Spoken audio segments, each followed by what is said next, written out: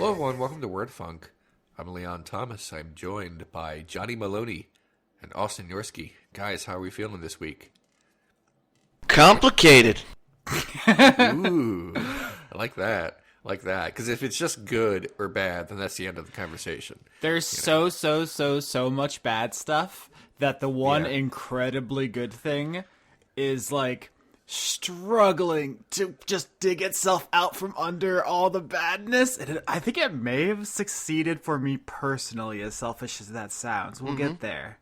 But Tell us about it, Austin. It's a purely personal, well, I don't know if that's where we want to start. There's a lot going on. It's a busy week. Mm-hmm. It is, but like you got to start somewhere. I mean, I'm intrigued. Yeah, you've already told us there's a nugget of gold somewhere buried deep in all the shit you're wading through, and now I want to know what it is. Yeah. Okay, well, to get the full context and the breadth of this emotional range, we're gonna have to go back to the beginning of the news this week. Do you guys remember that time when Russia and Afghanistan were at war? Yes. No, Yeah, wait. it was... Yes. We gave... Are we talking... Yeah. Yeah, go ahead. I would say we gave a lot of guns to people in Afghanistan to fight our ideological enemies. And not just Afghanistan. Well, Yeah, everywhere. There was a movie about it. I remember. That's an amazingly millennial thing of you to say, Leon. You're not talking about Buckaroo Banzai, are you? Oh, no. Okay, so where I'm going with this is that back in the day, America had no problem arming Muslims. I in really the Middle East. I like it that you're telling this story, Austin, because ostensibly you're the only one of all three of us that was probably not even alive during the time. That's true. But continue, I am please, familiar. because I mean you have a point here, and I'd just like to hear you talk. I do also know a bit about this. I just don't have a point. So Austin needs to be the one running this particular conversation. Run it down, Austin. It'll be clear where I'm going with this because everyone's heard of this news story. I was comically giving it too much backstory. The joke was that America's priorities have shifted a lot over the years. Mm-hmm. Once upon a time, it was very, very important that we stop the Soviets, and that meant arming Muslims who were not really our ideological enemy at the time. This is very important because Iran was flirting with social democracy. Yeah, they were arguably, quite a secular society. I would say probably one of the best government systems ever tried, but we didn't like that, so we overthrew them. The CIA did, obviously. That's not disputed. Not us specifically. Yeah, I had nothing to do with it. Yeah. And in its place was installed a theocratic government, which was useful for us at the time, but which has become an incredible problem for America's amazing swing into Islamophobia following, the people we gave guns to growing up in a war-torn hellscape that we basically created. Mm-hmm, yeah. Also known as the Taliban, we created them. And that, led to a lot of very bad things, which have also created a terrible political climate in America. So Iran is now our enemy, despite us being the reason they are the way they are. But Obama signed a deal with Iran. I'm not going to get into the specifics because this is not my area of expertise, and our audience doesn't care. Can we please be clear about this too? Is that it wasn't just Obama that signed the deal? Yeah, this was a multinational agreement. But everybody kind of got together and said, "We've got to do something about this because it could conceivably become a problem in the future." But much like Obamacare, it became an issue of branding, which is all politics really is. And long story short, that was the joke. It's now just a long story. Trump did the thing. He's been threatening to basically since day one, but he has officially torn up the deal, despite the fact that they were complying with it. And this basically makes it clear to everyone, including North Korea, who is currently trying to not bomb people, that America cannot be trusted. It will not stick to its deals. Yeah. It's a pretty scary time in the world. Mm-hmm.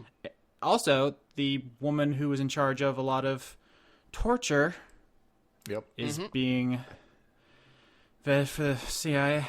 It's a lot. That's the bad Austin, stuff. Give me that golden nugget. Yeah.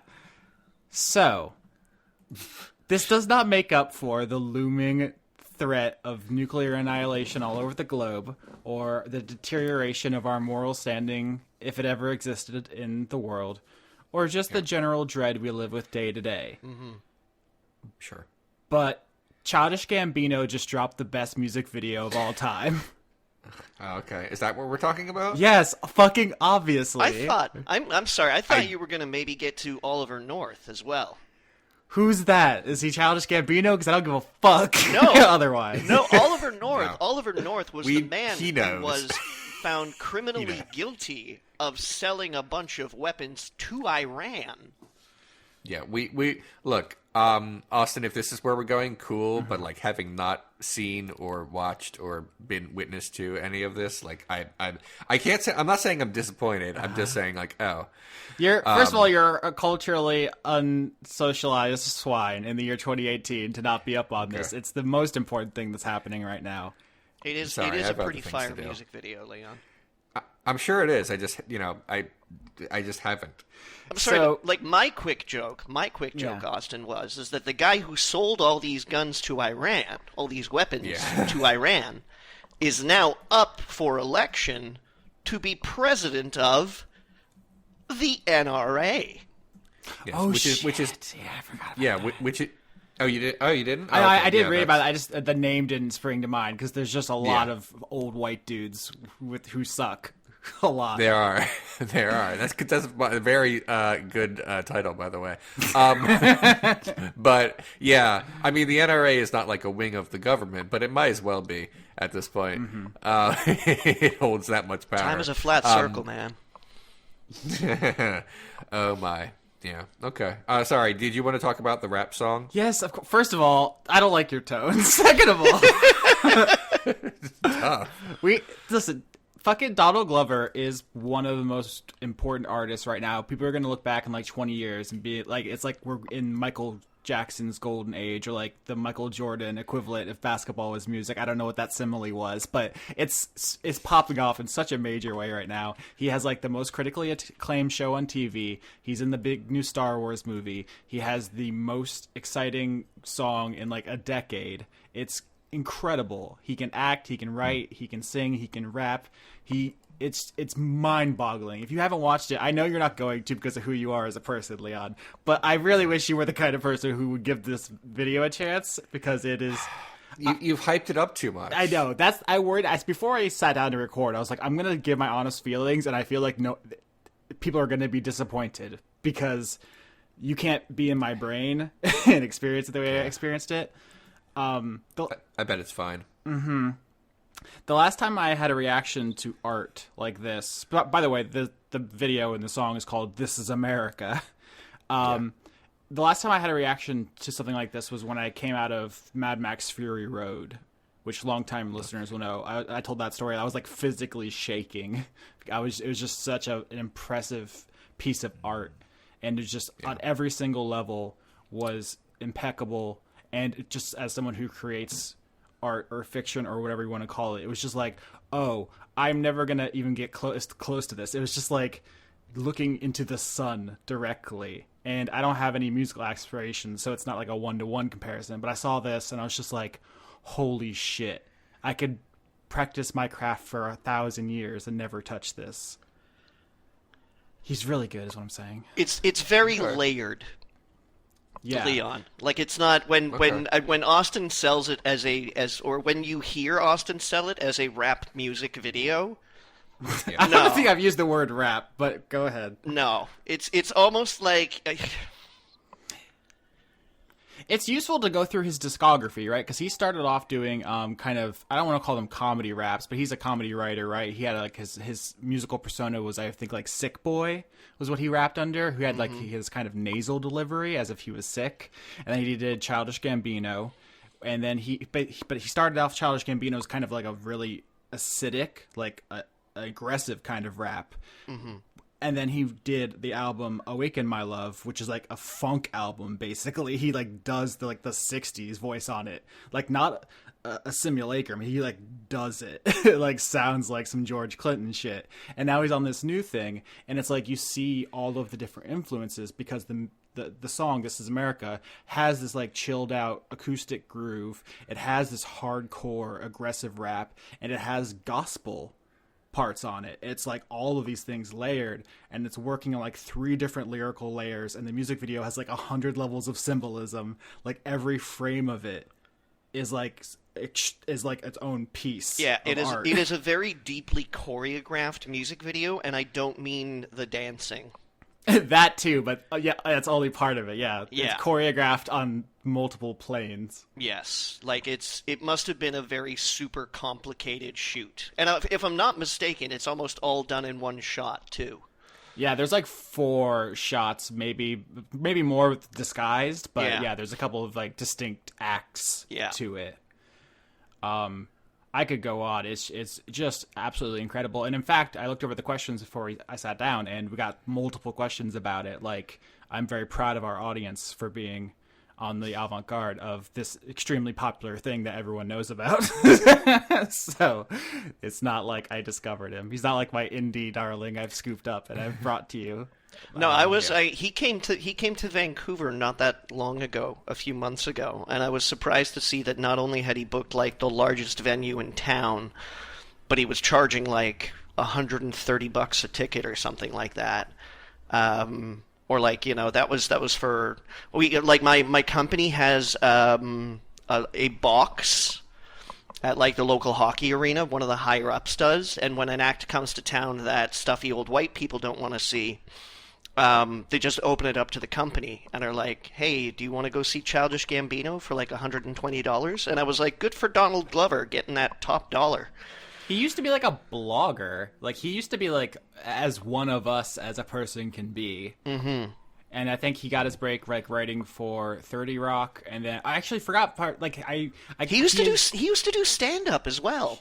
Oh yeah, he has like specials and everything. Yeah, he's obviously. I think he really broke through on Community. But like I skipped actual huge portions of like his discography. He has a mixtape called Stone Mountain Kauai, which is like half like Hawaiian music and the other half like this experimental Southern rap.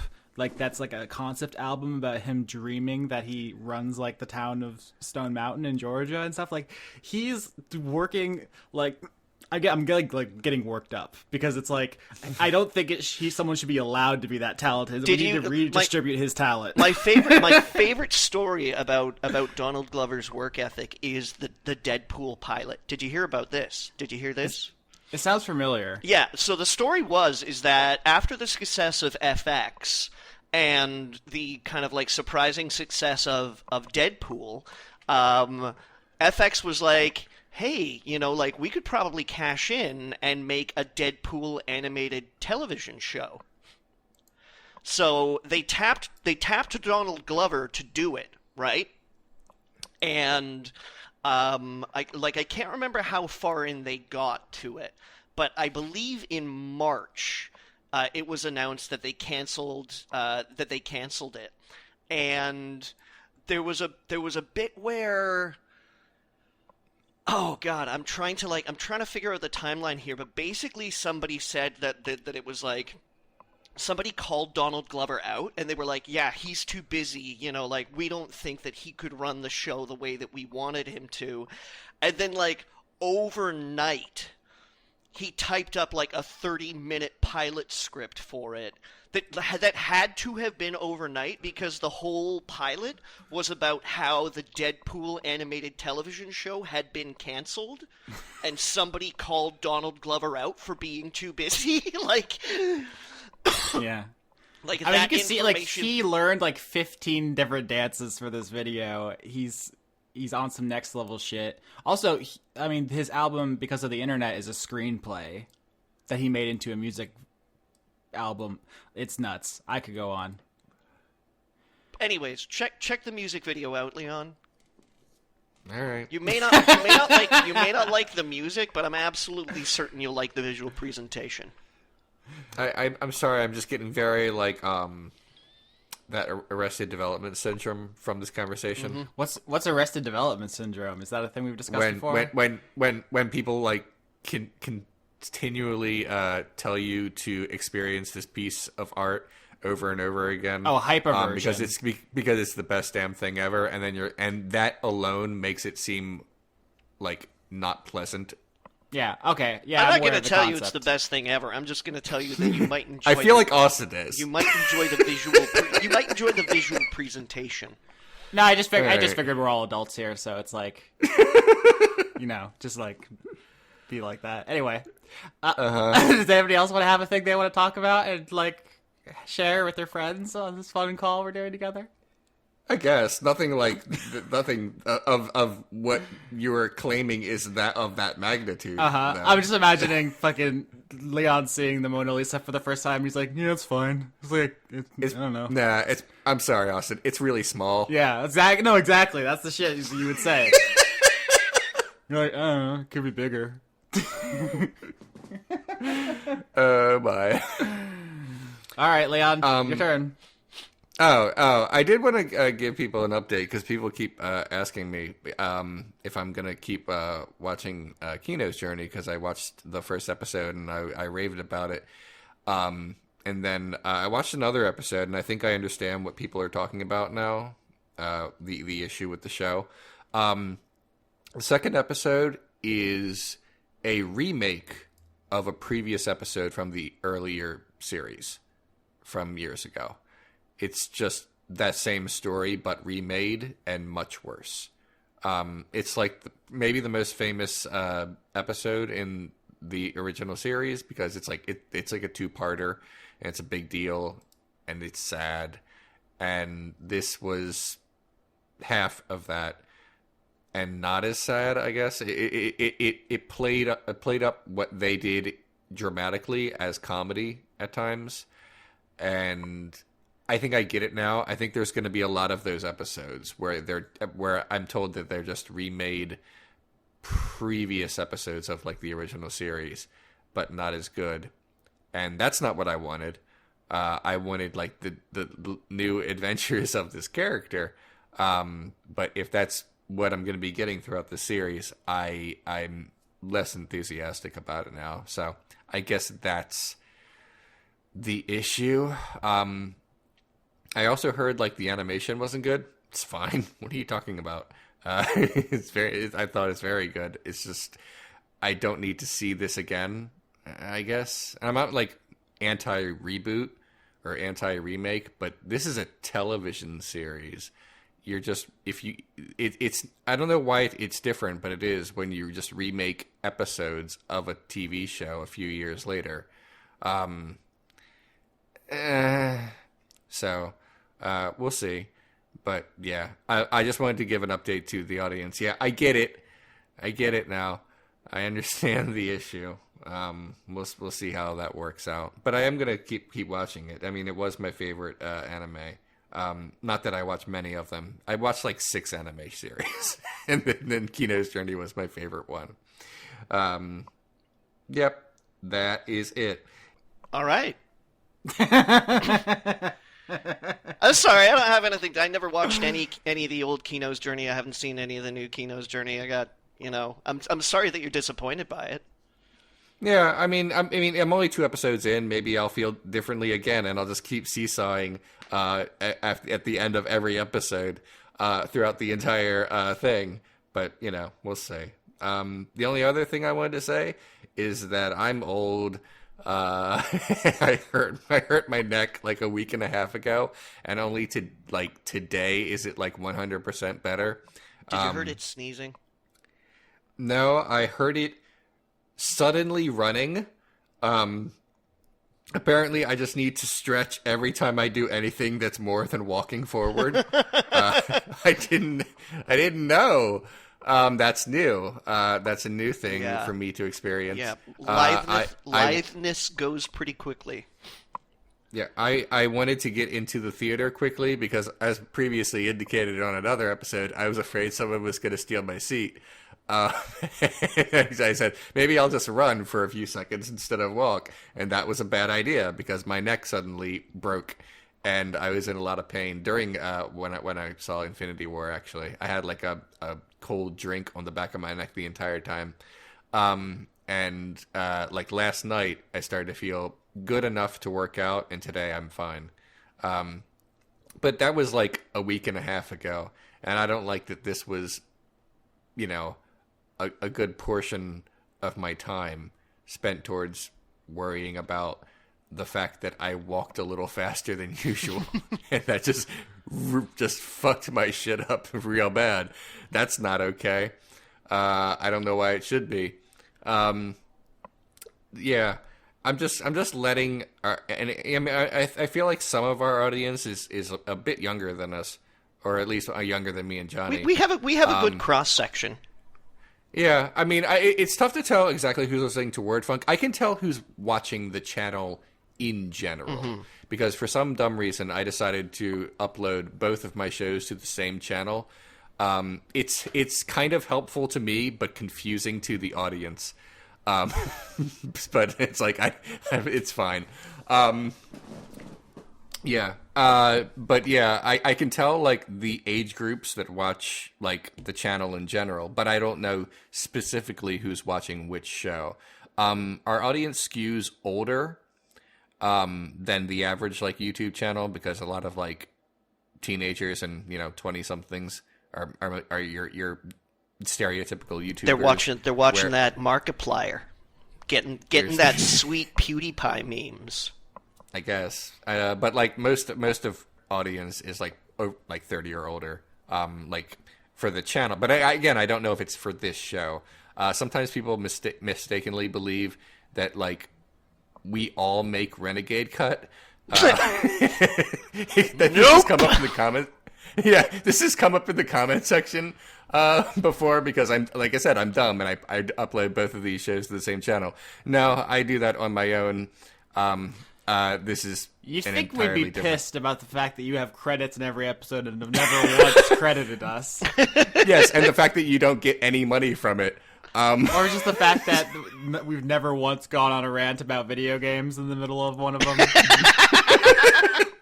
Yeah, for any new subscribers, WordFunk is an entirely separate thing. It has nothing to do with my Patreon, and definitely has nothing to do with Renegade Cut. Barely qualifies as a show.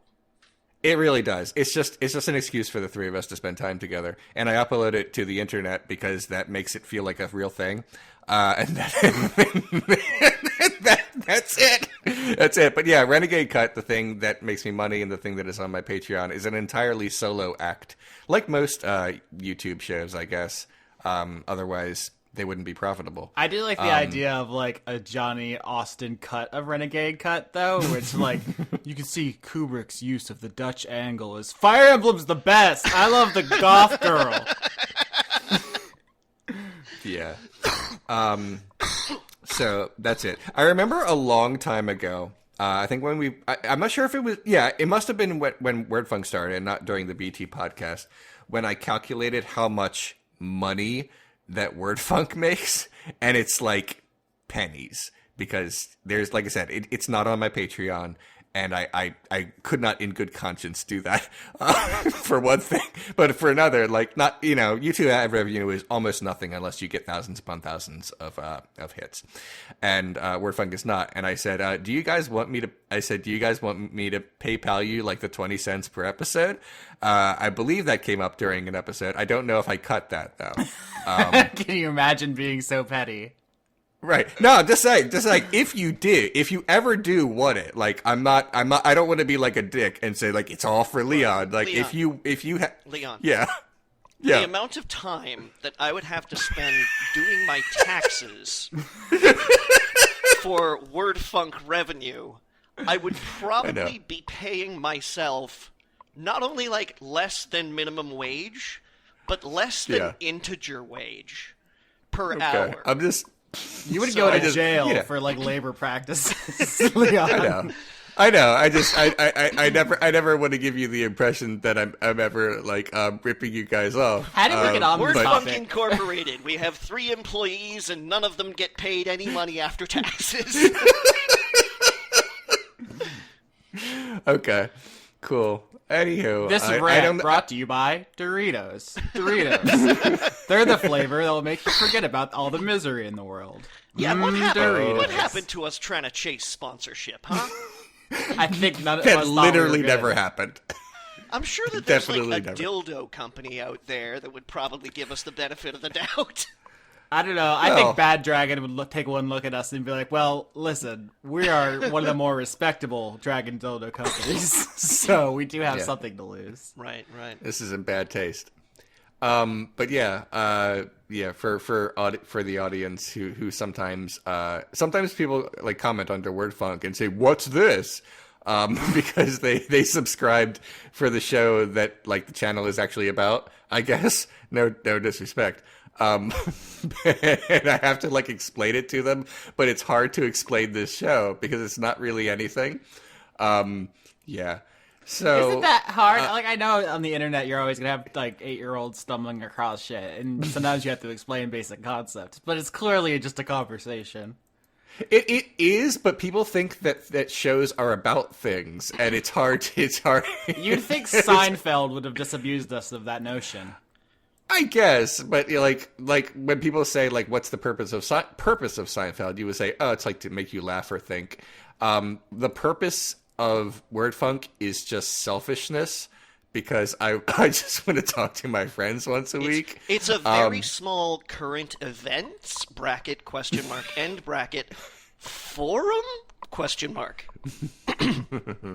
Yeah, people on the new Renegade cut Reddit asked, is WordFunk talk acceptable there? And I said, sure. There hasn't been any yet. Of course there hasn't been any. Why would anybody on Reddit want to talk about us? There is that.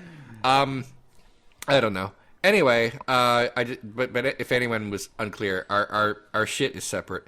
He's already tried to distance himself from us, Johnny. Yeah. You know, he must be making big moves. I've seen this behavior before. I believe they call this the channel awesome.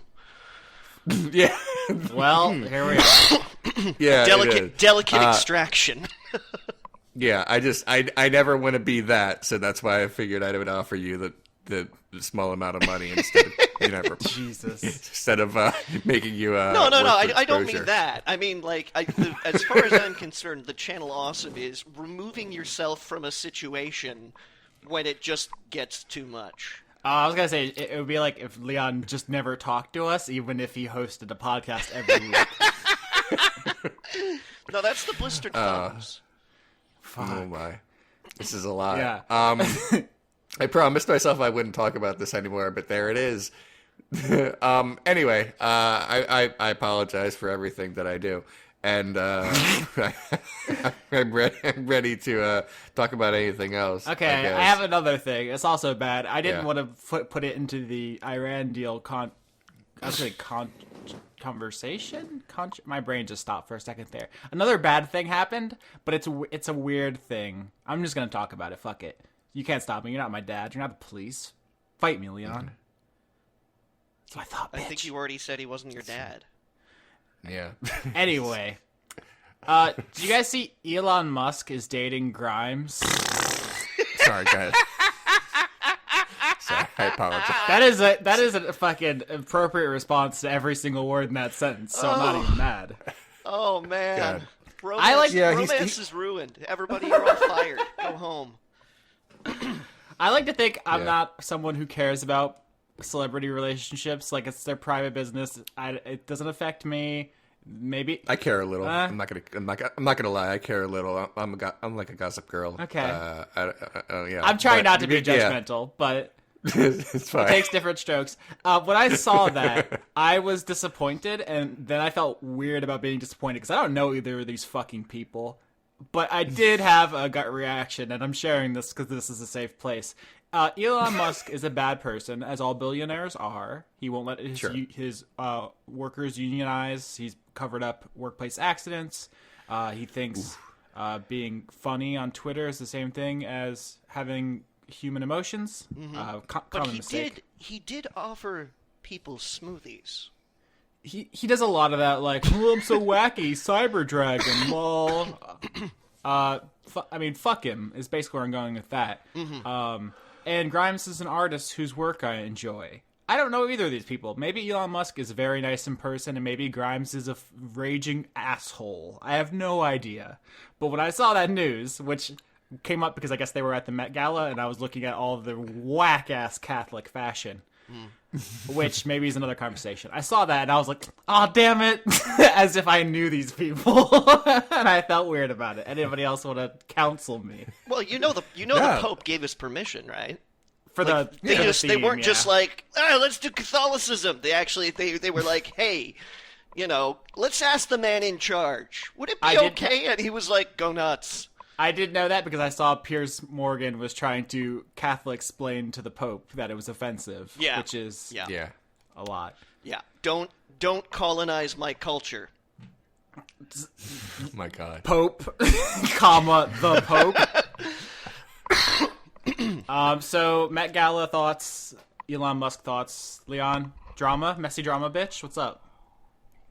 Hey, I'll be honest. Like, I don't know the artist. I just do know Elon Musk. Well, let me rephrase. I don't know them like we're friends. I am aware of who Elon Musk is. I do not know of this artist at all.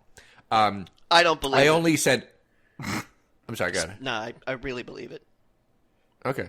I only went because I don't want Elon Musk to find love.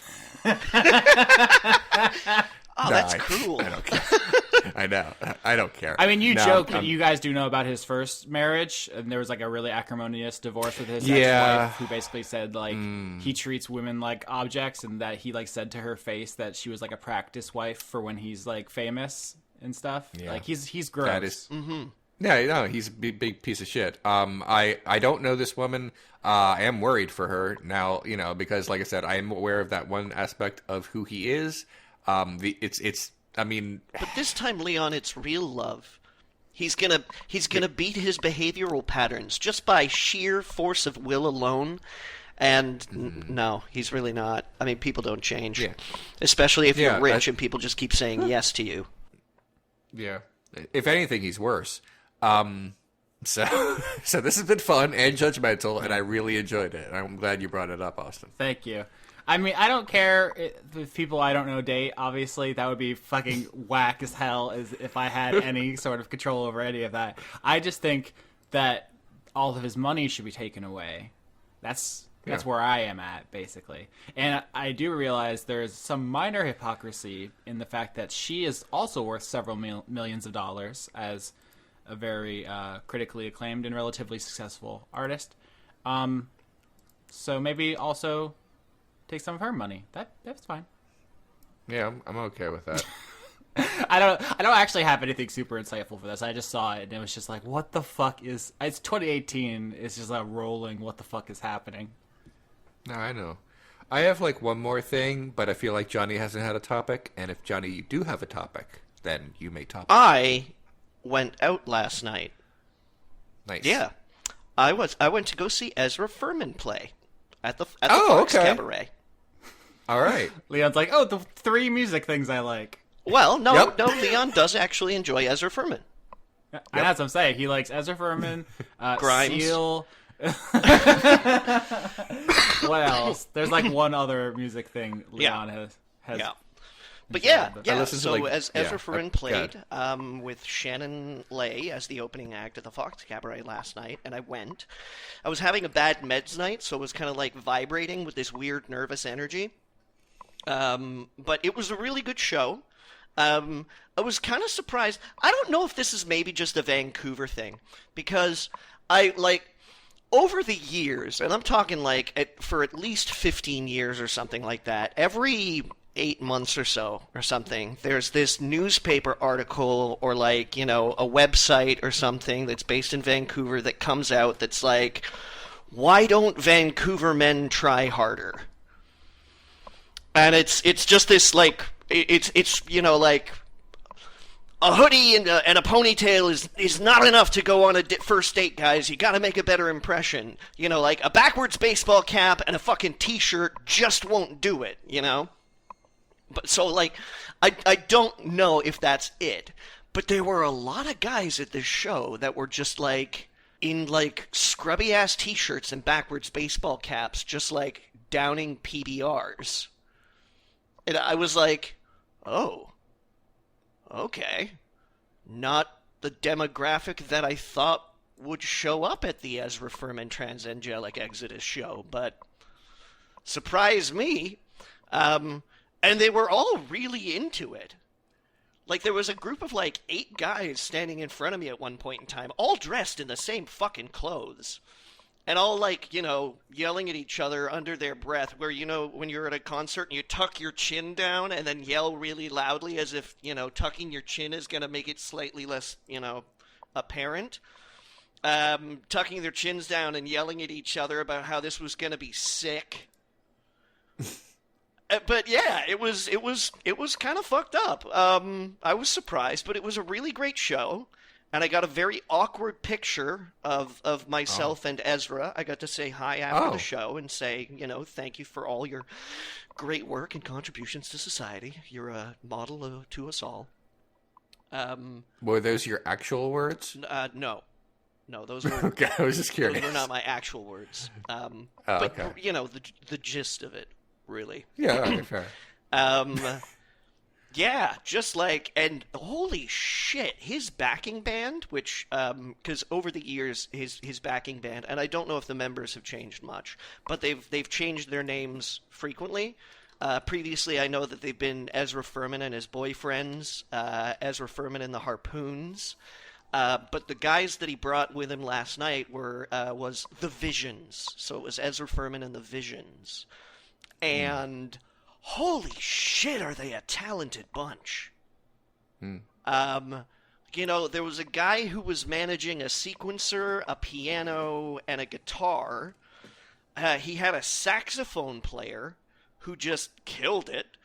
The bass player had both an electric bass and a viola that he both plucked and played with a bow. And the drummer was just into it. Like, you know how it's really easy to ignore drummers when they're just, like, doing their thing, but when, like, a drummer just goes for it, it's, like, impossible to take your eyes off them? This guy was in the latter category. And he looked exactly like Richard Cobbett, the guy who used to write for PC Gamer and Rock Paper Shotgun. So I'm beginning to wonder now if Richard Cobbett has a headlining career, or a sidelight career, pardon me, as the drummer for Ezra Furman and the Visions. But it was like a supremely energetic show, a long set. Like, they played their hearts out for, like, it must have been like 90 minutes, if not an hour and 45. Like, they played not only all of Transangelic Exodus, with the exception of the Beach House song, but like a whole bunch of shit from his back catalog as well. And then came back and did like a 4-song encore, and like, yeah, it was a killer show.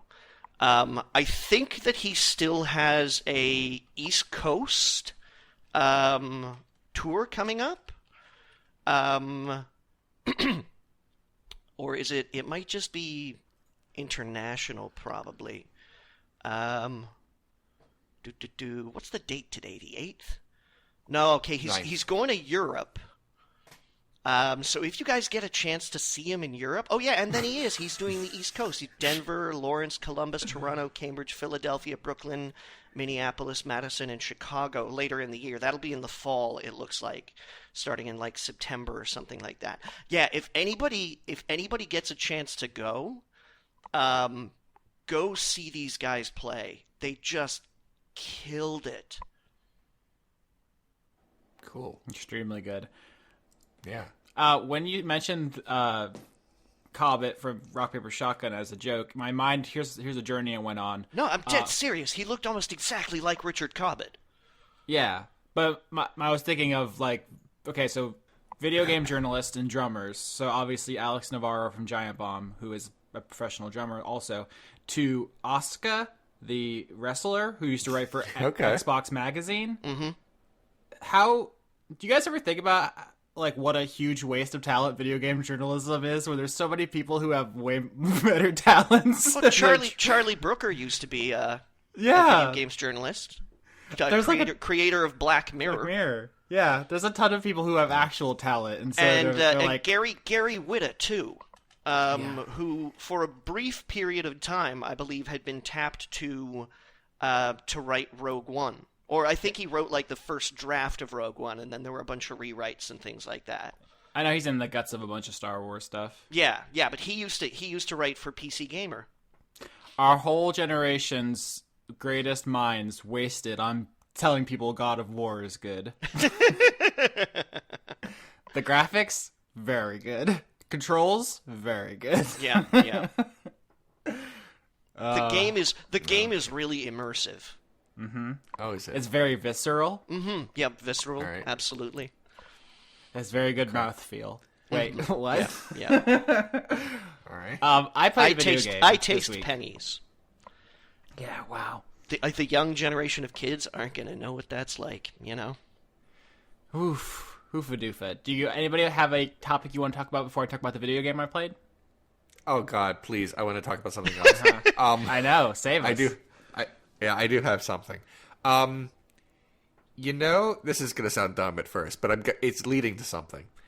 Like that trope in TV and movies where like there's like two people in a room and one of them is just a guy and the other one is like pretending to be a mannequin or a statue or like has like a cloth over their head.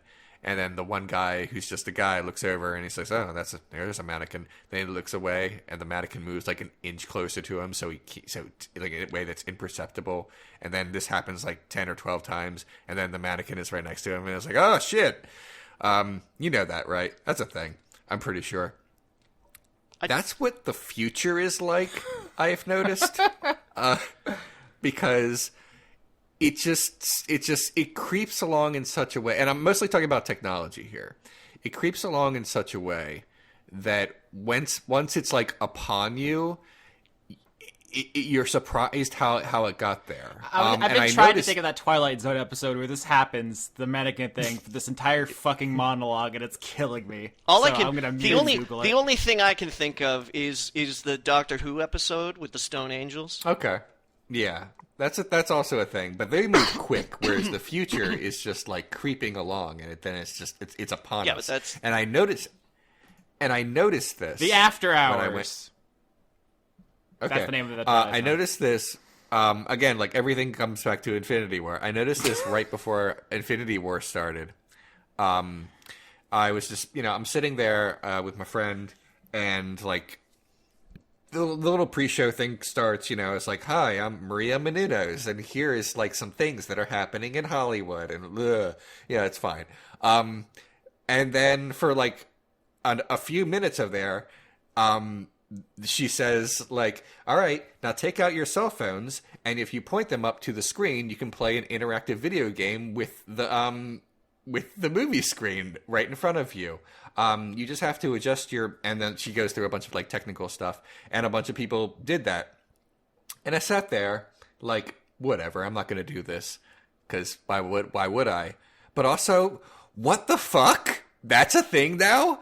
And that sounds like the kind of thing that like is in like a Back to the Future movie. That's like a thing that's going to happen in the future. And now that I just learned of it the other day, and that's just a part of life now. And it was like really, it was shocking that it exists, but it was also shocking about how little I gave a shit because like that's just the world now. There's just a bunch of new stuff all the time. And I wouldn't say I'm dead to it, but it's like, I should have been more thrilled by this, because this seems like science fiction, that is a thing that people are just doing before movies start, playing a video game on a giant screen with everybody on their phone. And I don't know, I'm not sure I have a point to this. I'm just saying, like... I totally get where you're coming from, Leon. But like one of the weird things about it is that you talk about how it like the mannequin always like creeps closer until it's right upon you. The thing is that like technology just moves at such an imperceptibly speed, like an imperceptibly the mannequin's fast sprinting. Like it really is more like the Stone Angels, where it's like you blink and it's in your face. Because it just like there are so many tech labs all across the world and so many like marketing labs that are like finding new ways to use this new technology and shit like that it just like I totally 10 years ago when some dude got up in front of Congress and was like, the internet's a series of tubes, I was like, what an idiot, this guy, right? But like in 2018 I can now kind of go, oh, okay, I get it. Like, I get it that tech will move so fast, and if you blink and you're not paying attention to it, you're not paying attention to, like, what the hot new app is or something like that, or, like, what your brand new phone can do, or, like, you know, whether or not your television is internet compatible or some shit like that you can just, like, walk into a room and somebody can be like, fucking magic! Yeah. And you just go, I didn't know that. Yeah, and it's like, I don't know. I feel like as soon as we have like fully automated, artificially intelligent robots, it's just going to happen. Like you say, it's going to happen quickly, but no, like this is the thing is that it's happening right now. Yeah, right? I know, and that's just the thing. Like, I don't know. There's going to be like this moment where like, okay, AI is a thing. It's just going to like creep along, and then we just kind of accept it and like, oh, okay, whatever, I'm gonna go back to this screen video game before my Avengers 5. There's no way to know how we'll react to that groundbreaking technology, the guy said sitting next to his VR headset. Yeah, I mean it's I don't know.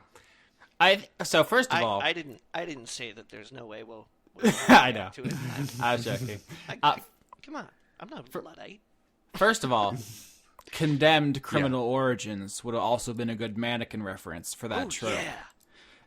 Okay. Second of all, that's a bit niche, Austin. It is. It's also extremely good, although in hindsight, very problematic in the way it treats homeless people as monsters. Anyway. Some of it is good. It's scary. I like the second one when you get magic powers. Anyway. I never played the second one. Was it good? It is. It's extremely, extraordinarily stupid, but in a good way, like a Deadly Premonition way. I got sidetracked. On the technology, I do want to piss in your Cheerios real quick. That game that happened before Avengers wasn't like it was not like they put everyone in a Fortnite match, right? It wasn't like it was like super complicated stuff. You were just playing like a score attack rhythm game with a server, and then it compared the scores. It's not like actually anyone was affecting each other. I don't think so. Really, you're all playing the same game. I don't know for sure, but I'm just saying the fact that it was on the screen as it was happening and tracking us was like, that was a new experience for me personally. Yeah. And I was like, having never experienced this technology, I guess I'm surprised I wasn't more surprised, is what I'm trying to say. I should have been like, oh, this is a fantastic thing that is happening in front of my eyeballs. But it's like, oh, this is just the latest thing. I guess just a wrinkle is that what the thing is, when the mannequins get to us, we always go like, oh, it's not as cool as I imagined. Like VR has been that way for a lot of people. We're like, oh yeah, it's cool. I played with it for a couple hours. It's really expensive. I'm going to go back to regular games. Or this, where it's like, oh yeah, wow, everyone in the theater played together. But it was not an interesting game. I don't remember how it worked or what it looked like. Look, I don't know about you guys, but every single time I get into my car and start up my combustion engine, I yell in a very loud voice, I have tamed the flame, and then drive away.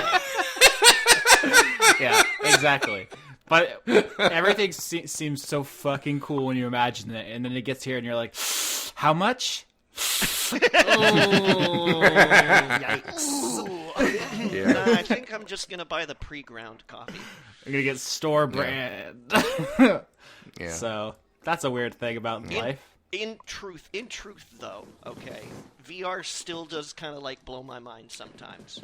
Mm-hmm. Yeah, it is. It is cool. It's just I think there's a reason it hasn't taken off. Besides the price. Oh no, there's absolutely I'm totally with you. Prohibitive cost and people still find that there's still It's still not quite as much VR as people want it to be.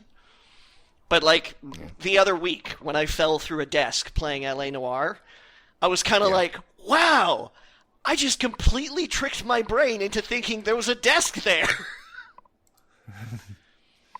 Yeah. Technology would be cooler if it were less expensive. I'll just say that right now. Well, it gets less expensive, but that doesn't really help any of us now. When I was 19, I started losing my hair, because that was a thing when I was still a teenager. I said, this isn't a big deal because, eventually they're going to cure baldness and it'll be not a big deal. And you know what? They kind of did. It's just expensive, so I'm not going to do it. that's just a thing I've decided. It's one of the things that I really hate about futurists. Guys that are like, whatever, I can like smoke and drink as much as I want because by the time it's a problem when I'm 60, that like they will have cured all this. And it's like, are you gonna have the money for it? Yeah, you better hope that social progress also goes that quickly as well, so that healthcare will be free for everyone. Lamau. I actually had this brain conversation the other day because there's an interview where Kanye West describes himself as a futurist, and I feel like we need a new word for what you mean because that word is taken by Italian fascists, and it's a whole other thing. Have you guys ever read the Futurist Manifesto? No, but I mean, like, fucking what? Oh, God, but that's like you're talking about the art style, aren't you? Yeah, is that basically in the early 20th century, a bunch of Italians thought like people, you know what? It's fucking spooky. They thought basically that modern people were too soft. They just wanted safe spaces and in their echo chambers, and that the actual quote that always stuck out to me was like, "To glorify war, the only cure for the world." Right. Was the stated goal of their art movement. Also, there's something that literally just says to refute feminism and promote the ridicule of women or something. And this was like a big important art movement in Italy that it influenced a lot of people who thought like, we really do need to get back to machismo and the beauty of technology and imperialism. And then some wars happened and that didn't... And everybody figured out that was a bad idea? Yeah, it didn't look so hot in hindsight. It is weird though, because I know that is futurism, but like apparently the actual definition of a futurist, or that what's the other? There's another word. They call them futurologists, which sounds like almost better because there's kind of like a weird batshit crazy. But like Wikipedia defines futurist as scientists and social scientists whose speciality is futurology, or the attempt to systematically explore predictions and possibilities about the future and how they can emerge from the present, whether that of human society in particular or of life on Earth in general. Yeah. Why don't we call them? We'll call them futurologists then. I'm on the Wikipedia page as well now, and if you go to futurism in the disambiguation page, it says it's the other one. Yeah, but if you actually go to the article, it gives you the different one. That's because language is an imprecise Austin, don't thing. you know that contemporary versions of eugenics are actually much more humane and sensible? And this is the part where we fire the podcast into the sun. Yeah. There's, oh my God, like, I swear to God, never mind. Intellectual dark web! I told y'all motherfuckers they were trying to rebrand themselves as like, wow, we're so edgy and underground. You ever thought of our cool, edgy ideas, like all that old shit that already failed? Wow. What a bunch of shitheels. They are. And have we talked about Jordan Peterson on this fucking podcast before? I had to talk about him on my stream the other day because someone brought him up, and I was like, why did you do that? I resent that they get to have any space in my brain. I feel like that mostly about the president these days, but just everyone whose name I am forced to know because they are wrong publicly and loudly. Yeah. Like, that's unfair. Yeah. There are a lot of wrong people. Why do I have to know you exist? Fuck off. I just like the thing about Jordan Peterson. The thing about him is that I heard about him years ago because of the work that that Steph had been doing with the trans community. This guy became famous in Canada because he refused to use people's pronouns. Yeah. That was his rise to fame. Was that he was just being a dick to trans people. And so now that entitles him to being part of the intellectual dark web. Yeah, the thing about Jordan Peterson is that he's not this great intellectual giant, and that's why people started noticing him. He's a dick. He is, yeah, right. He's a dick, and other dicks liked him. And he says, "Hey, this dick happens to teach at college, so maybe he can be one of our boys." And that's all he is. He is a teacher at the university level who is also a dick. He's not special. He just got a spotlight because the dicks love him. Leon, he's just a free thinker. He's thinking free thoughts like, what if I was cruel for no reason? Yeah. real brave ideas that nobody has ever thought of before in the past. Yeah.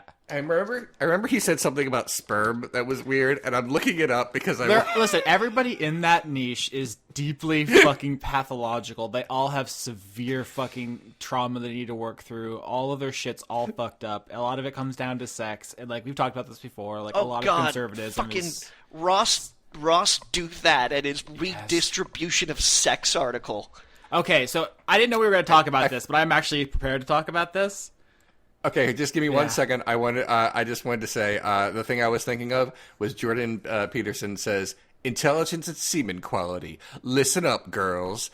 I'm not going to read the rest. I was just wanted to make sure that I wasn't imagining this. They all have this fucking weird thing, which I think stems from some 4chan memes about the power of semen. It's very I don't know all of it. Newspaper headline: Guy who thinks he's smart says smart semen is best. It's literally this weird misogynist meme. It's whatever, women are bitches. I don't need them anyway. Why would I waste my precious seed on them if they don't want me? It's every single thought that has ever passed through your head needs to be re-examined before you speak again, please, for the love of God.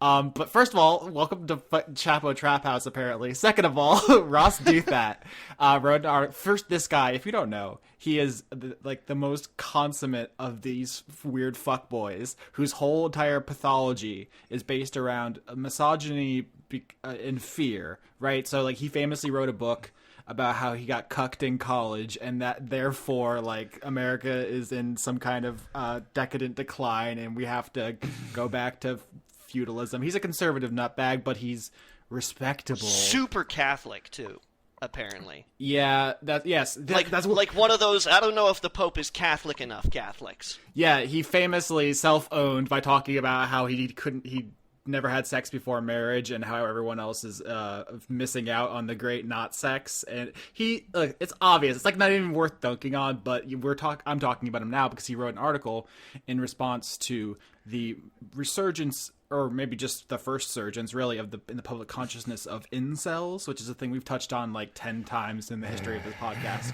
But they're coming to more public knowledge because they keep fucking murdering people. Mm-hmm. Most recently, the automobile murders in Toronto, I believe. Yes. So incels, involuntary celibates, are people who can't get sex, and that basically they just are. It drives them insane. That's not the actual clinical way to describe that, but I don't really want to get into the whole thing because it's extremely fucking dark. They're absolutely whacked out, sick. Yeah, when people say someone is in involuntary celibate, they don't mean that they're you're a sexual loser. No, when people say, oh, you're an incel, it means that you are someone who, in addition to just not getting sex, which in and of itself is not that big of a deal, you are also blaming women and being a super creep about it. It's extremely bad. Also, it's impossible to be incel because everyone does have the freedom to go fuck themselves, which they should definitely do. More people should definitely do, absolutely. Them specifically. But what I wanted to say was when all this incel stuff started actually getting more mainstream attention, obviously we've known about these people for longer than it is mentally healthy, but people started talking about it. He latched onto it and wrote an article called The Redistribution of Sex, which people picked up on as him saying, basically being pro-incel, their agenda, which is like women should be handed out to men for sex. There should be subsidized prostitution or something like that. It is a man's right to have sex with someone. I mean, prostitution, but not a man, not another man. It is extremely dark. Like, there just aren't words besides like slavery and rape to be used. It just cannot get any more pitch dark. Yeah. But the thing about that article that I think is easy to miss is that he's not really being pro-incel. He basically saw this thing bubbling up and used it as an excuse to attack socialism. The actual thesis of his article is, oh yeah, you like wealth redistribution? Well, what about rape? That's like a redistribution. Like, if you actually read it, and I didn't give him the clicks, it was screen caps, but, like, that's his thing, is, like, literally just trying to say, like, Bernie bros will tell you that redistributing wealth is good. Well, what if you redistribute other things, like other human bodies? Not so fair now, is it? Because women are commodities just like wealth. Think about it. Exactly the same thing. Jesus Christ. So, yeah, like, just when you thought, like, this couldn't get any more disgusting, like, literally just using women murderers as an excuse to dunk on, I guess, leftists. But, like, Bernie is, like, I don't want to go down that road. Like, he should be so lucky to have someone as agreeable as Bernie to be his arch villain. And the whole thing is rotten to the core, and I'm sorry I've subjected everyone in our listener base to have these names and concepts in your head, because a functioning society should not entertain them. Yeah. Long story short, Jordan Peterson is fucking clown shoes, and this other guy, Austin, is talking about, like, he's I think he's trying to, like, ride this wave, and now he's gonna have to be a name I remember. Which is unpleasant. But the thing is, like, Jordan Peterson and, like, Milo Yiannopoulos, like, I'm not gonna... that wasn't an intentional mispronunciation. There's plenty of things to dunk on besides his name. Like, those people are just, like, they're basically, like, no-names who rode a wave of misogyny and, like, Islamophobia and other things to popularity during, like, the Gamergate stuff. Ross Douthat is a New York Times columnist. Like, he's establishment. Yeah. Which is terrifying. Like, the centrist, reasonable position in America is to entertain things like incel lies and, like, rape apologia, and, like, that's where we're at. And I know that's, like, scary, and, like, it might even seem like an exaggeration, but, like check it. He has a column in the New York Times. He just does. In fact, like, that, it wasn't that an article that he wrote specifically for the New York Times? I believe so. Yeah. And, like, that's... It actually only gets worse. Like, the people who are, like, quote-unquote on the other side for, like, balance are, like, just as sick and depraved. Like, half of the awful, like, dunking you see on bad New York Times stuff is, like, from, like, their Democrats. Like, big, giant, glowing fucking scare quotes, whatever that means in context. But yeah, like, their whole brand, like, maybe I'm ascribing too much power to the New York Times in 2018, as if people read newspapers, but you'd think that would be a bridge too far for that career. A lot of shit going down. Sure is. You want to do questions and get that taste? I want to know what video game Austin was playing. Oh, I'm sorry. Go ahead, Austin. What's the game you? Yeah. Like? So I've been playing Mad Max. Hey, okay. I actually quite liked Mad Max.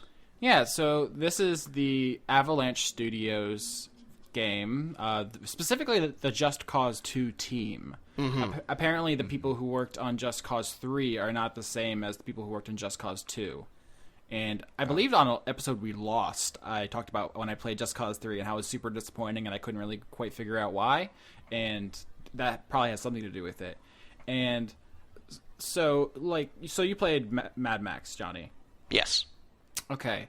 My strangely enough, to completion. I feel like I'm like halfway, maybe a little bit more. I've unlocked like most of the map. But like my back of the box quote is like, it's not good, but I liked it a lot. Yeah. it has this feeling of like a kind of a low budget, empty world, like where you could see the seams and nothing quite looks like the current gen, but it's like, sure do love jumping this car off of things and landing on people. Right? Just shooting harpoons into people's launching bodies. that harpoon at like a tanker and then just like fucking just going for it. It's like, I'm enjoying this. There's something wrong with me. A lot of talk about car religions, which I'm super into. Just weird ragdoll physics. I just like driving in it, you know? Like, I use behind the wheel, too. Like, I get in the cockpit of the car and drive that way. They put a lot of love into the car. It is super claustrophobic inside that car.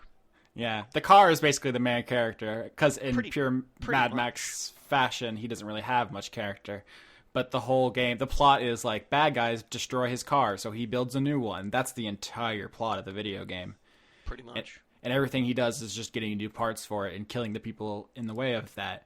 And you basically need to take the car everywhere. If you can't progress without it most of the time. It's like, it is the main character, and you are just kind of a vessel who, I guess you occasionally get out and you fist fight, which is the worst part of the game. The fighting is basically not the good parts. No, it's Batman, but bad, basically, which is a bummer. But like, one of the most telling things is like, you can bring a shotgun with like 3 bullets with you when you leave the car, but when you're in the car, you have the shotgun, you have a harpoon gun, and you have a sniper rifle, which he can't carry with him for reasons which boggle me. I like, maybe you could say realism, because it is very big, but like, I've played video games before.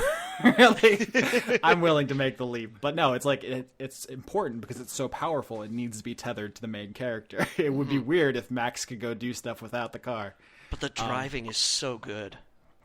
Yeah, I mean, it's not realistic or anything. It's not Gran Turismo, but it gives you this feeling of like, you're really invested in it. You spend all your money upgrading it. You can customize its look, and you get like real deep in there, and then you just spend most of your time jumping off of cliffs and running dudes over.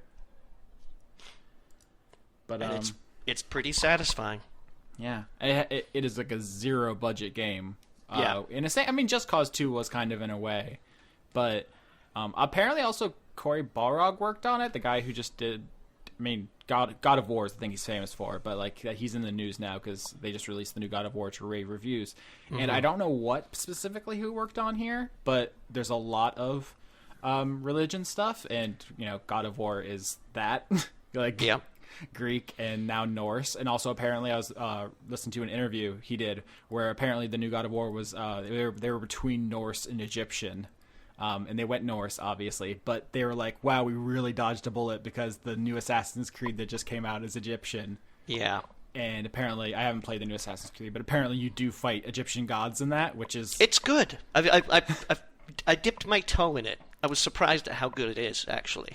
Yeah. I'm a couple back. I still got to do the British one. Yeah, me too. But I'm looking forward to the next reboot of God of War, where all the bosses are just 12 different Jesuses. Yeah, one of the first articles I ever published online, maybe, and I shouldn't even. This is my bad Leon days. Was literally a satirical article about like the new God of War, and this was before God of War Ascension came out, so it's like that's how you know it's old as fuck. But basically a joke article being like, "Oh, God of War 4 announced. He's gonna go after Buddha or something." It was like a joke, like shit post basically. I would love to see God of War Ayurvedic Hinduism. The title was "Leon, leave me alone. Don't dox me, bro." Yeah, you'll never find it. That was a good laugh. Here it is. So questions, a lot of good Gambino questions, Grimes questions. I like our audience knows us. Boop-a-doop-a-doop. Oh man, some thinkers in here. Should have got one prepared. Someone else talk while I try to find the perfect one. I got one. Here's one that's gonna really piss off Leon because I'm gonna pronounce it the right way. Oh my god. Jessica Sims asks, favorite biopic? I think someone that just asked me this during my most recent stream, and I think I said like Schindler's List. Oh yeah. I guess. I don't I think of that more like a historical drama, but I guess it is just a. How do you say it, Leon? It's a biopic. Is it though? It definitely is. It is nonsense for it to be anything else. Yeah. Yeah, I guess that's what I got. I'm sure there is something that I can come up with better, but like that's the one that keeps popping into my head when people ask me that. Yeah. I mean, that might be one of the best movies about a person ever, but I don't know if it's like it's not the first thing that comes to mind when I think of like a character study, if that makes sense. Right. Fair enough. Is Ray as good as I remember? Has that aged well? I've never seen it. Oh, okay. Why are you laughing though? I'm sorry. Oh God, what have I done? All I remember of that movie is seeing the trailer. There's this part in the trailer. I can't. It must be in the movie.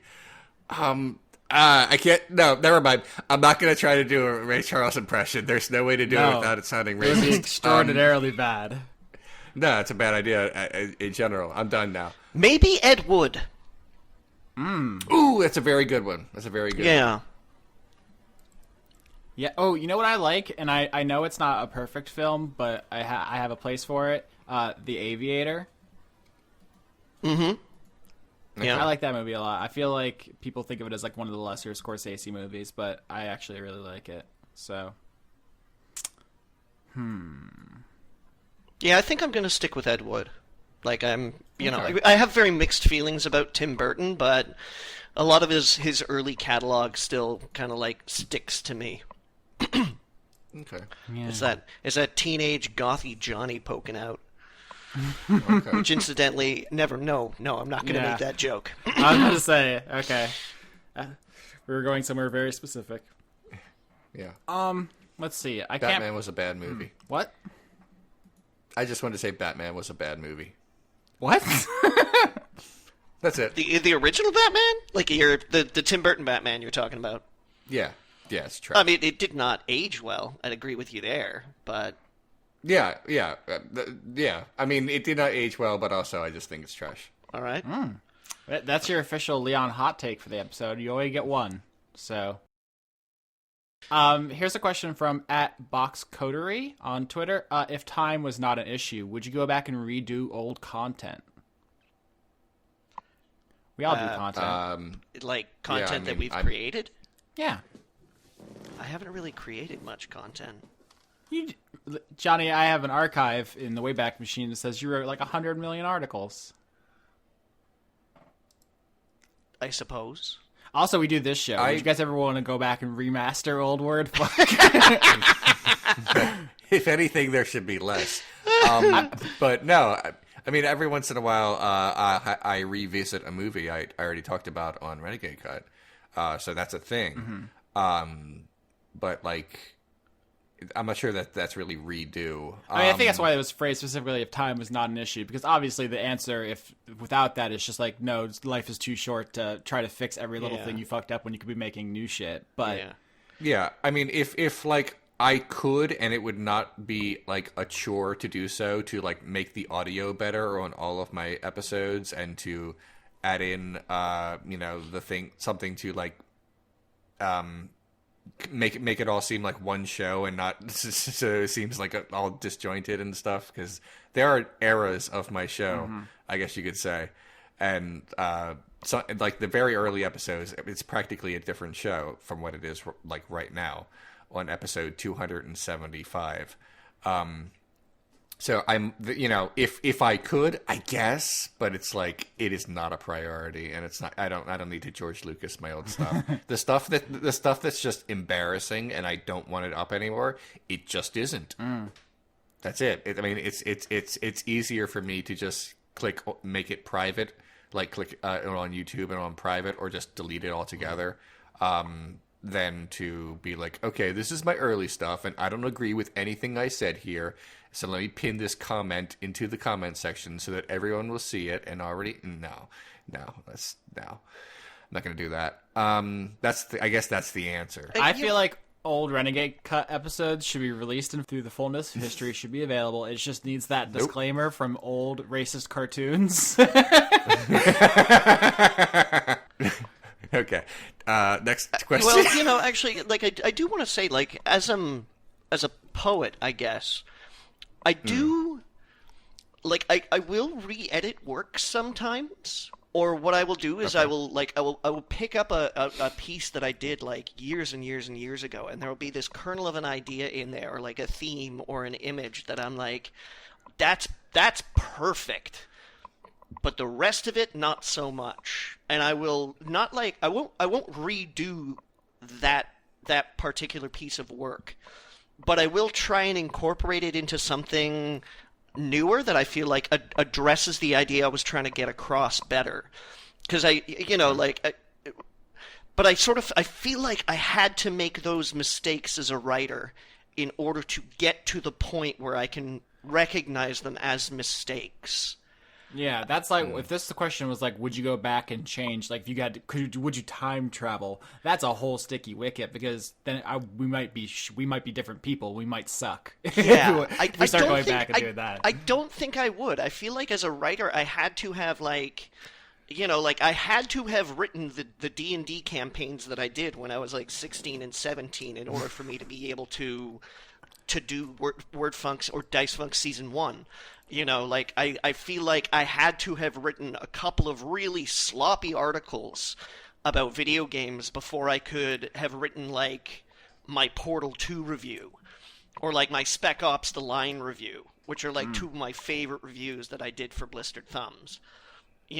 So... No, I don't think I would. I don't think I would snap my fingers and go back and do it all again as myself now, because you kind of need to fuck up sometimes. Or at least, not do as well as you'd hope. Like, failure is a part of the learning process. Or if not failure, then at least just, like, mediocrity. Yeah, I agree with basically everything you just said, Johnny. The only caveat is I do often wish that the sound quality in my earlier work was better, just because I know some people like to go back and like binge the archives, and sometimes it's just difficult because it doesn't sound good, and it's like... Yeah. I mean, I'm not ashamed of like... Well, I should be ashamed of some of the jokes, but like you said, failure is necessary to get better, but it's just like, oh, it's just not pleasant the way it is. Mm-hmm. So that's like a boring like thing about making art, as opposed to like the I guess, I don't want to get into the message. The message is the meaning, is the form, is the blah, blah, blah. But, so next question. Oh gosh, here we go. Maniacal Laugh on Twitter asks, is it naive to think there was ever a time when centrist views had legitimacy? No, I don't think so. So you don't think it was naive? I think there was a time where centrist views were at least a little bit more reasonable. But this is like, I'm talking decades ago. Like, decades. Like, before I was even born. I think it's easy to look at this question through the lens of American politics. I think the correct answer would be to zoom out and just examine the way power works, because what's reasonable is what controls what is center. Yeah. And who decides what's reasonable is the people in charge.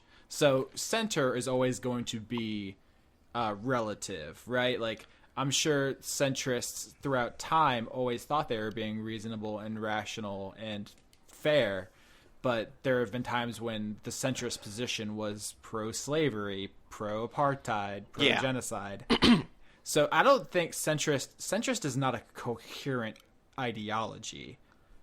It's not aiming towards anything. No, it's a relative position.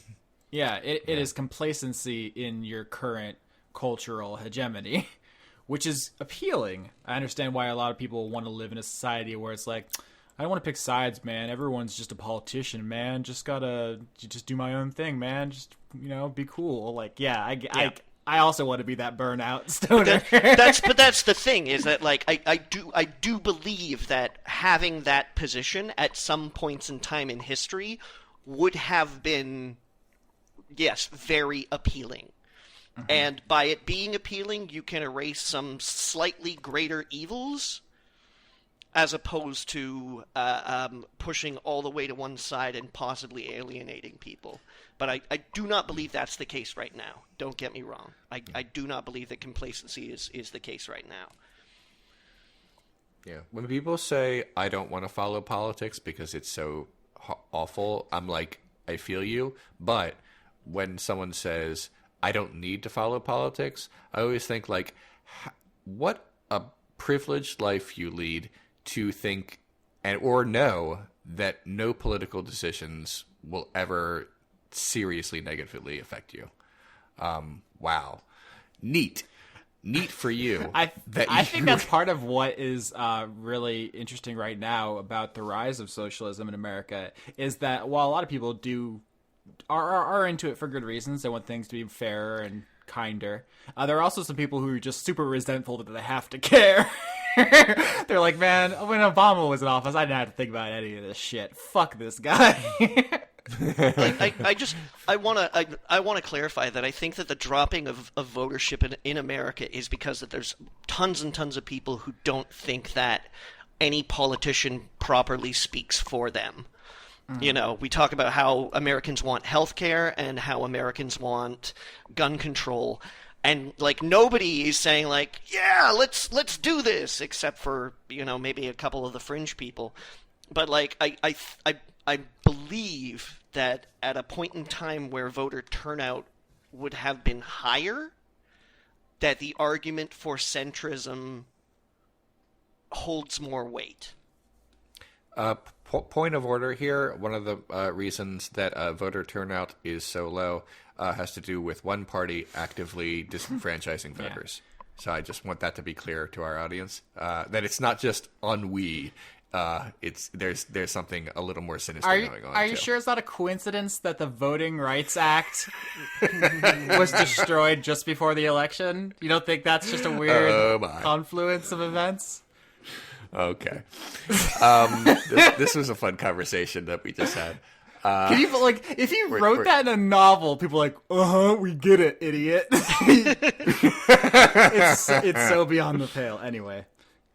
You know, it's interesting to me when people talk about like where someone is on the on an issue, as if like politics is sort of like this line, like this position is definitely the centrist one and this position is not. Like people think when people say things like we should disband ICE, people think that's like a far leftist position. I'm like, no, that to me that should be like an obvious centrist position. The left position is that we should also prosecute them. Yeah, wow. That seems like the thing that's the thing that seems like it's unlikely to happen, but I think it should. Are you sure, Leon? It's not like we're currently putting the torture woman in charge of the CIA. Oh God. Anyway. So anyway, let's do another question. Please. Yeah, here's a nice, bright, shiny, happy one. Hope you can detect the sarcasm. Cyretha asks, Austin, why are the Illinois police threatening to kill their drug-sniffing dogs if marijuana legislation goes through? Jesus Christ. So I take your reactions that you guys have not seen this story. No, I have seen this story. I have. That was my reaction, because I was like, oh yeah, that's also a bad thing that's happening. So for listeners, recently some dinguses in the Illinois police community basically made a social media plea like, oh, you can't legalize marijuana, all of our dogs are going to lose their jobs, and then they might go to kill shelters and be killed. Obviously, they're not just going to start shooting dogs. Well, police do often just shoot dogs for no reason. That's neither here nor there. The pending legalization or decriminalization of marijuana has a lot of interesting effects. It's going to get a lot of people out of jail in like 2 cities, in 2 really cool cities. Everyone else is going to basically be fucked unless you're already rich, in which case you can use this as a new revenue stream. It is also just going to show that our generation is like less up its own ass. That's also an interesting effect. But one of the wild effects that is maybe underreported is its effect on policing. And it's not just like, oh, police love arresting drug offenders. Oh, they do. But specifically in America, there's something called the Fourth Amendment, where they have to have a reason to fuck with you. Previously, drugs being ubiquitous just fucking everybody has drugs, right? Your grandma has drugs, meant that police basically can fuck with anybody at any time if they have even the slightest excuse for thinking you might have drugs. A very common thing was just like, oh, you smelled like weed, so we beat you up and shot your dog. So what police, this is not a thing, I have to put this disclaimer here a lot. This is not an exaggeration. Law enforcement officers have argued, including fucking Kennedy in New York, who, once again, is supposedly on my side, whatever that means, have argued that the decriminalization of marijuana is a great blow to law enforcement because it won't allow them to have a very low reasonable suspicion bar to stop and frisk people. So I threw a lot out there. Did you guys follow that? Did that make sense? Yes. Yeah, I kind of understand. I will just my only personal story, even vaguely related to weed and law enforcement, is a friend of mine, for medical reasons, uses marijuana, and it's been like a big deal for her because it's safer than the pain medication that she took before. And in her case, it's not in everyone's case, but in her case, it has been just as effective. And that, again, that's not for everyone because it's obviously a weaker drug than like a heavy opioid. But for a lot of people, this is just this is the only thing that they need, and that's cool. And that's cool for her. But here's the other thing: she doesn't have a car, so I drive her to the dispensary because I'm just that nice of a person. And humble. But I'm also super nervous every time because, like, if a cop pulls me over for something, like she has like a card that proves that she's allowed to have this, and that's cool. But also, cops are dicks, and I have yet to have that conversation where a police officer pulls me over, smells something in my car. There is something in my car, and then I and my friend have to explain that it is perfectly legal for it to be there, and here is a card. I don't have one. I'm just the driver. It's not my fault, officer. I don't know how that conversation is going to go. So it's a very nervous, 15-minute drive back to drop her off at her place every time, which I will still continue to do because it's the right thing to do. But also, I'm scared always. So if I may add to your fear, Leon. Now, please normally do. A police officer would need a reason to pull you over, like breaking a traffic law, for instance. However, if they want to pull you over, all they have to do is say they thought you did, because police officers making a mistake is not enough to overturn the validity of a traffic stop. Actually, there are special rules for traffic stops because cars are mobile. Yep, sure are. And therefore, you can run away. Reason. So it is you are per se assumed to be basically at flight risk. So there's actually special rules for searching cars, and also if you're in a car with somebody and there's drugs involved, you're assumed to be in a criminal conspiracy with the other people in the car. I just feel really bad for all those Vice Squad cops that are going to lose their jobs and then have to be euthanized. My God. There wasn't. That's a very dark. I didn't take that angle in the story, but when I read the original tweet about the whole thing, like, oh, if weed's legal, all these dogs are going to lose their jobs. And it's like, hell yeah, that rules. Let those dogs go. How fucked up on how many layers of capitalism are you on where you think it's some crime that a dog doesn't have a job? It is every dog's God-given right. To work. They must labor. Yep. Pursuit of freedom, wealth, happiness, investment capital. And then Kibbles can retire with a big fat 401k.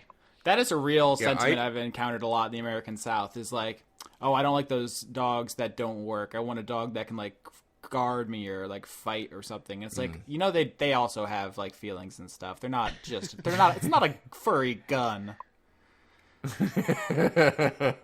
Anyway, on a couple of different occasions, and like I said, I don't do drugs, and I've never had like illegal drugs in my car, or without this being the exception. But like I said, it's legal for her to have it.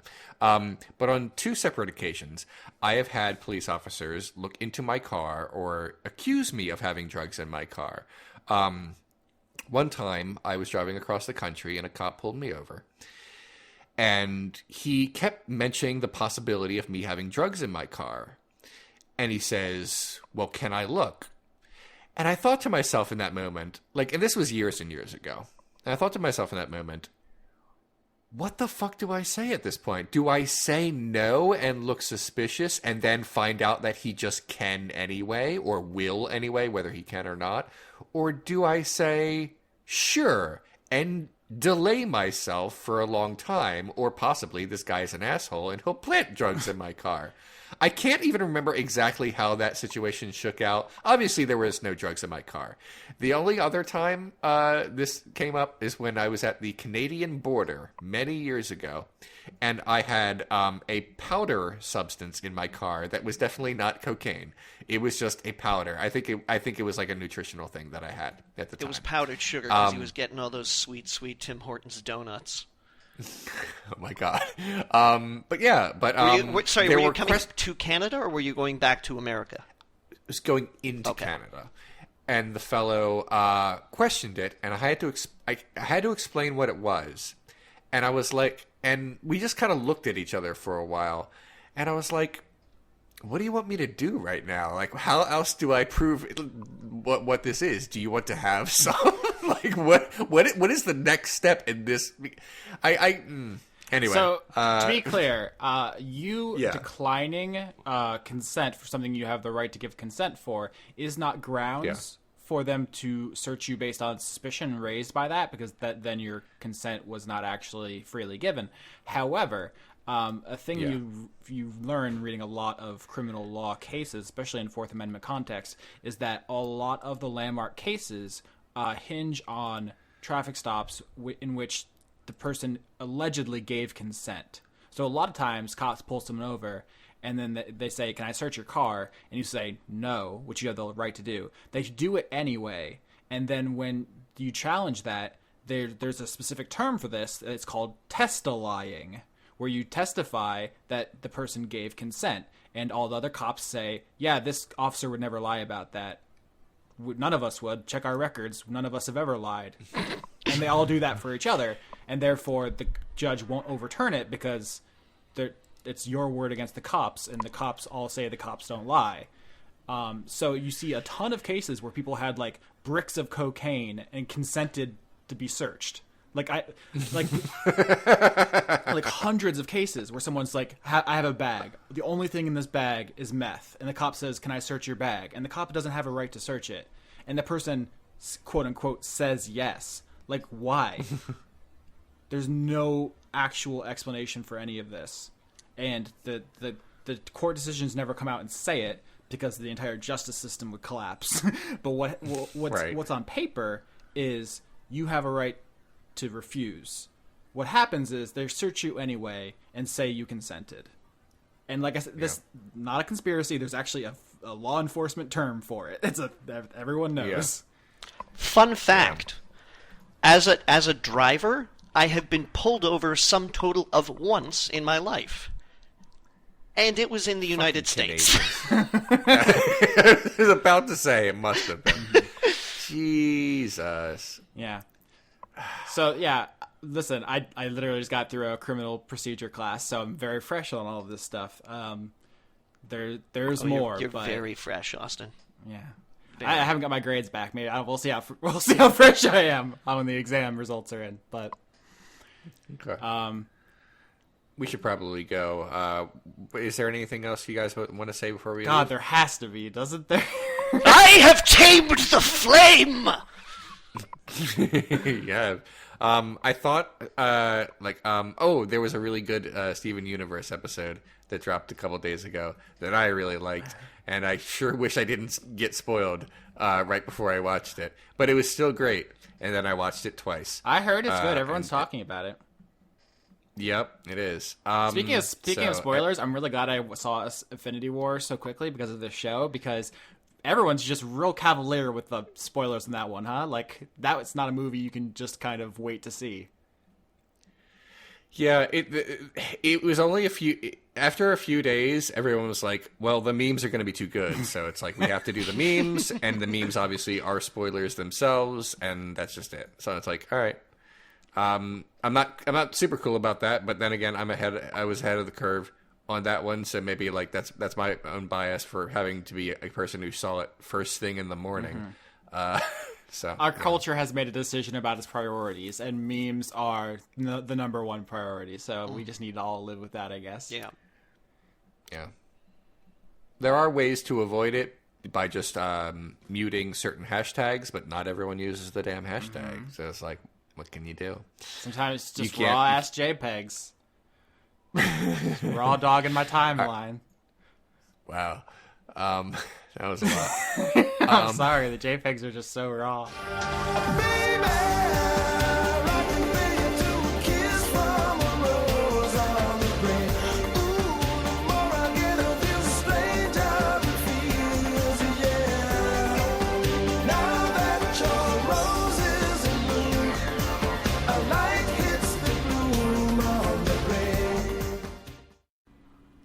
Billy Markham slowly turns on a white-hot steel spit, and his skin it crackles like roasting pig, and his flesh is seared and split, and sulfur fills his nostrils, and he's fed on slime and mud by a hairy imp with a pointed stick who bastes him in spider's blood, and his eyeballs boil up inside his skull, and his throat's too charred to scream.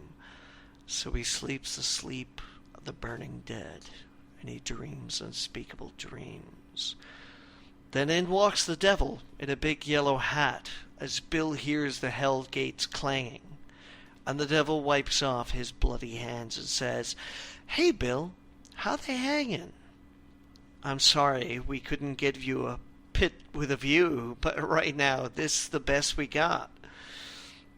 But as soon as you're done with Attila the Hun, we'll move you right into its spot. Have you met your neighbors? Have you heard them scream? Do they keep you awake in the fire? Hey, a little more brimstone for number 9, and stoke the heat up a bit higher. You just can't get good help these days, and there ain't much profit in hell. No, turn that adulteress upside down. Do I have to do everything myself? I tell you, Bill, it's a full-time job, tending these white-hot coals, so damn busy with paperwork. I hardly got time for collecting new souls. Which brings me to the subject of my little visit. Now you're one of them natural-born gambling men, and I'll bet you'd give most anything just to get them dice in your hands again. So instead of swimming in this muck and slime and burning crisp as toast, I'll trade you one roll of the dice for the soul of the one who loves you most. Trade the soul of the one who loves me most? Not a chance in hell I will. Spoken like a hero, the devil says. Hey, a little bit more fire, Bill. You can burn me, you can roast me, or bake me, says Billy. Go have your fiendish fun. A coward dies 1,000 times. A brave man checks out once. Hey, Billy, that's poetic, the devil says. But life ain't like no rhyme. And I know ways to make a brave man die 1,000,000 times. Then do it, motherfucker, Billy Markham screams. But I won't trade love away. That's what they all say, the devil laughs. But when I turn up the fire, they play.